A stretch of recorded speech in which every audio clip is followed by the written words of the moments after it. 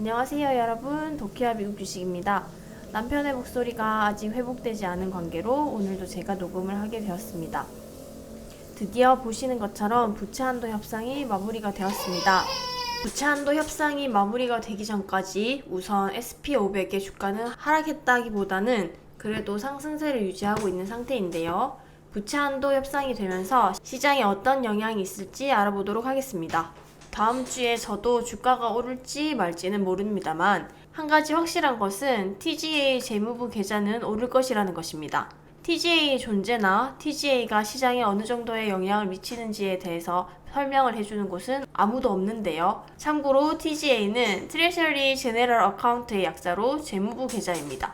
지금 보시고 계시는 이 차트는 TGA와 SP500의 관계를 보여주는 차트인데요. 하얀색 차트는 TGA고 주황색 차트는 SP500입니다.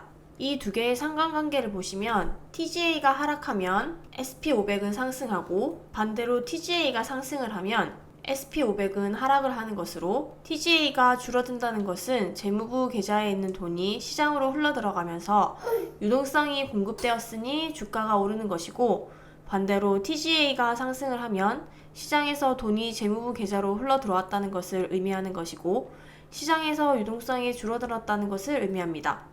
당연히 서로 반대의 흐름을 보여주는 것입니다. 그럼 지금의 TGA는 어떤 상태에 있을까요? 저는 텔레그램 멤버십 분들을 대상으로 유동성 측면에 대해서도 여러 차례 업데이트를 드리고 있는데요. 가장 최근 기준 TGA의 상태는 38빌리언 달러로 제가 매번 TGA 현황을 관찰합니다만 이렇게 TGA가 낮은 수치를 기록한 건 거의 없습니다.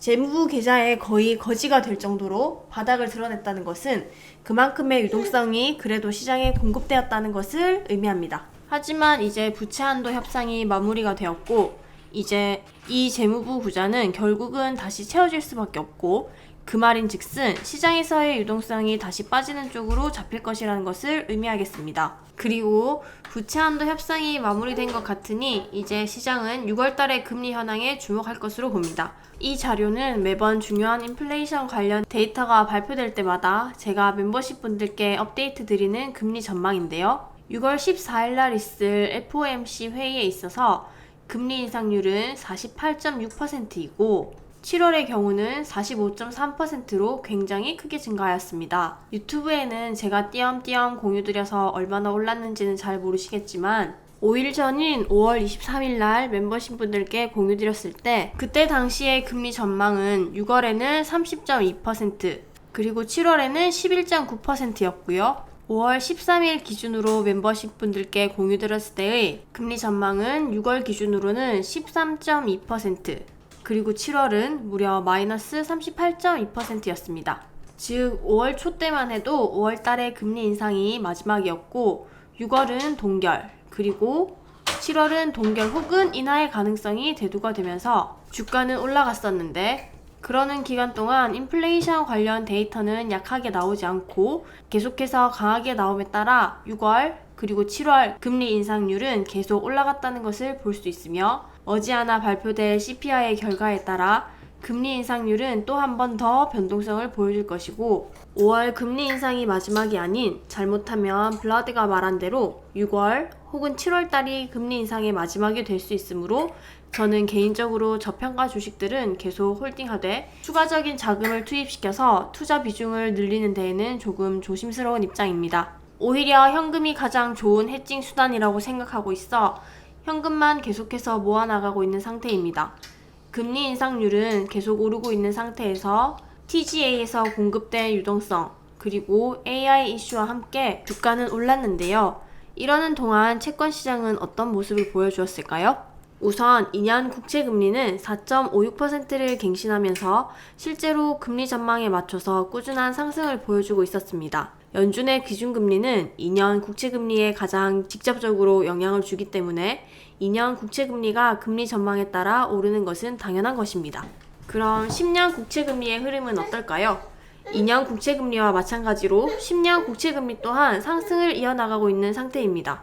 다만 여기서 석연치 않은 점은 10년 국채금리와 특히 주식의 상관관계는 서로 반대되는 관계를 갖고 있다는 것을 이렇게 과거부터 보여줬었는데, 최근 들어서 10년 국채금리가 오름에 따라 SP500의 경우는 함께 상승을 해주는 과거와는 다른 움직임을 보여주고 있습니다. 주식시장에는 TGA라던가 제로-DTE, CTA 등 여러 이해관계가 얽혀있기 때문에 단기적으로는 추세에 따른 움직임을 종종 보여주기도 하는데, 워렌 버핏의 말처럼 결국 펀더멘탈에 부합하는 모습을 보여줄 것이라고 봅니다. 30년 국채금리의 경우 지금 3.9695%로 이제 4%가 되기 직전입니다. 여기 쌍고점에 의한 저항선으로 인해 상승하는데 단기적으로 어려움을 겪고 있으나, 만약 4%라는 저항선이 뚫린다면 과거 10월달의 고점을 갱신하러 가는 것 또한 무리는 아니겠습니다. 물론 국채금리가 올라간다는 것은 주식시장에 있어서 좋은 소식은 아닙니다. 투자자들이 돈을 벌 수 있는 시장은 크게 주식시장과 채권시장이 있는데, 채권시장에서 더 높은 기대 수익을 개런티로 줄 수 있다라고 하는 상태에서 수십 개의 불확실성에 따라 움직이는 주식시장을 대상으로 돈은 흘러가지 않기 때문입니다.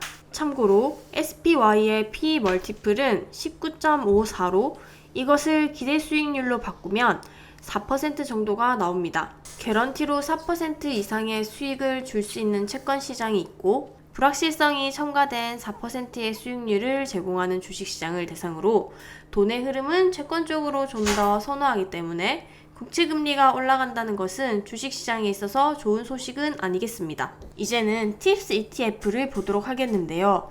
TIPS ETF는 10-year real yield로 인플레이션에게 있어서 선행지표이며 QQQ에 있어서도 선행지표의 흐름을 과거부터 꾸준히 보여줘 왔습니다. 그러나 최근에 들어서 AI의 이슈와 함께 QQQ는 TIPS와는 완전 반대의 방향을 그리게 되었는데요.